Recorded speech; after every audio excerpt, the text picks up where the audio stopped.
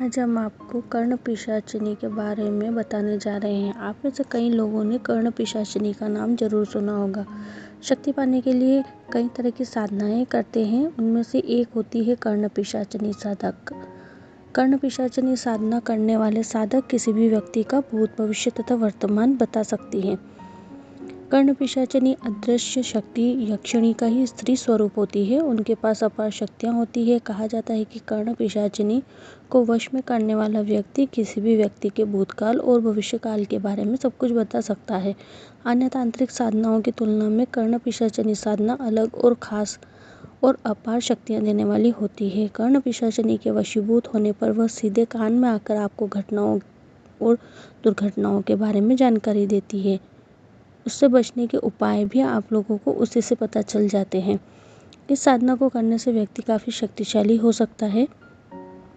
आमतौर पर यह साधना दुर्गम होती है, जिसे शमशान घाट पर बैठने पर ही सिद्ध की जा सकती है। इस साधना को करने के लिए एक गुप्त मंत्र का जाप किया जाता है। अन्य साधनाओं की तुलना में यह साधना जल्दी फलीभूत होती है, लेकिन इसे करने वाला साधक को कई कड़े नियमों का पालन करना पड़ता है। अगर इन नियमों में कोई त्रुटि हो जाती है तो ऐसा करने पर इसका उल्टा प्रभाव भी देखने को मिल सकता है।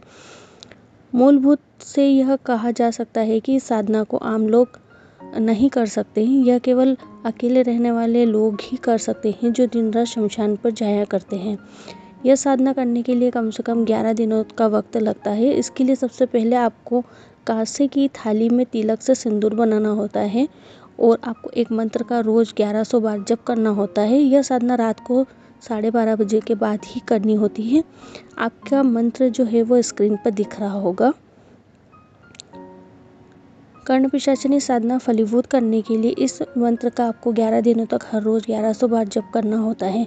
आइए जान लेते हैं कि कर्ण पिशाचिनी साधना के संबंध में किन नियमों का ध्यान हमें रखना चाहिए। पहला तो यह है कि साधक को इस समय काले वस्त्र ही पहनने चाहिए। भोजन दिन में एक बार ही करना चाहिए। व्यर्थ बातचीत कभी नहीं करनी चाहिए और अन्य लोगों से दूरी बना लेनी चाहिए। पर स्त्री से बातचीत नहीं करना चाहिए और स्त्री से भी दूर रह जाना चाहिए। मन कर्म वचन से शुद्धि रखनी चाहिए। हो सके तो किसी गुरु के बिना इस साधना को कभी नहीं करना चाहिए, जब तक आप साधना के लिए पूरी तरह तैयार ना हो जाए। इससे करने का प्रयास ना करें, क्योंकि यह साधना गृहस्थ जीवन जीने वालों के लिए नहीं है। इसलिए जब तक आपको पूरी तरह से पता ना हो आप क्या कर रहे हो, तब तक इसे करना खतरे से खाली नहीं होता है।